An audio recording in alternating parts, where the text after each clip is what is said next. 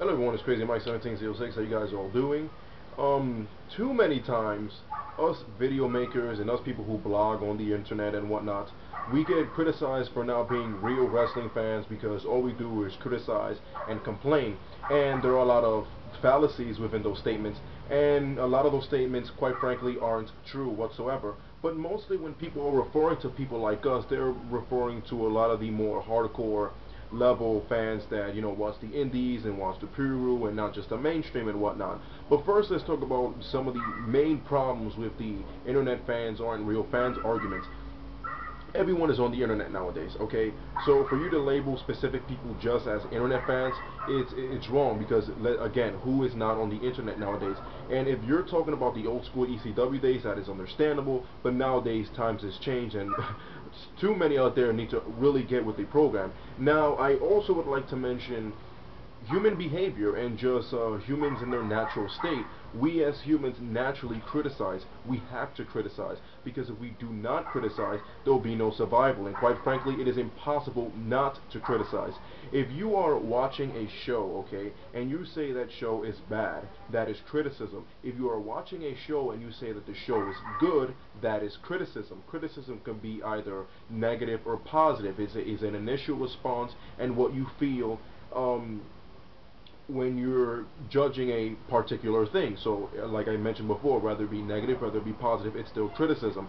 So for you to get mad at somebody for criticizing, it's wrong, you know what I mean?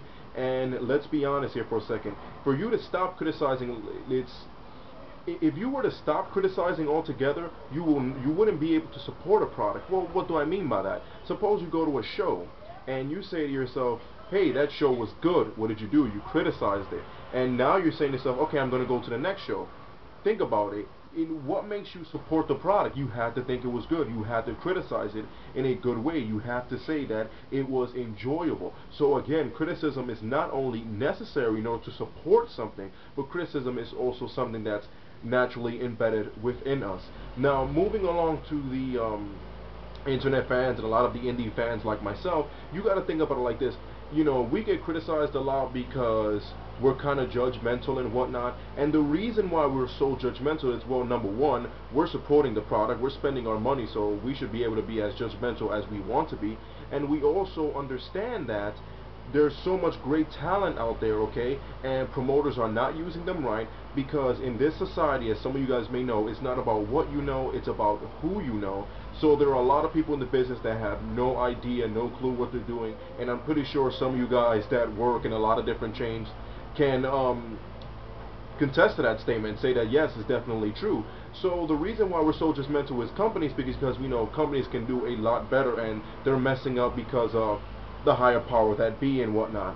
And so how can you say that we're not the real fans if we're the ones that support all kinds of companies, not only around America but around the world? If we're the ones that support all kinds of wrestlers, as long as they're good and as long as they bring it in the ring and as long as they have the determination and as long as, well, they're making us happy.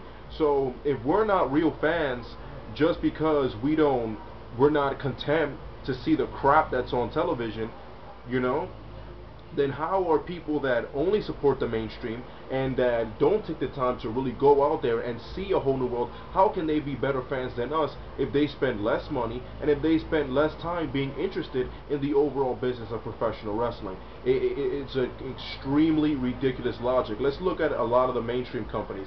If you're not 6'4" and extremely jacked up on steroids, oh man, look at that. You're not going to get anywhere. I mean, there are a lot of guys that weren't like that that still got somewhere, but it's still rare. You understand? And again, we are the indie fans are the ones that take huge road trips to so many different companies. So how can we not be real fans? And understand this, if it wasn't for the fact that we are on the internet and criticizing and really sharing our thoughts and promoting a product, that's another thing I gotta say, a lot of these wrestlers and a lot of these companies wouldn't even be known. So more and more people need to be not only grateful towards the internet, but more grateful towards people like us, because people like us, like mentioned, we don't just talk about certain products, we promote certain products, we get the word out, okay?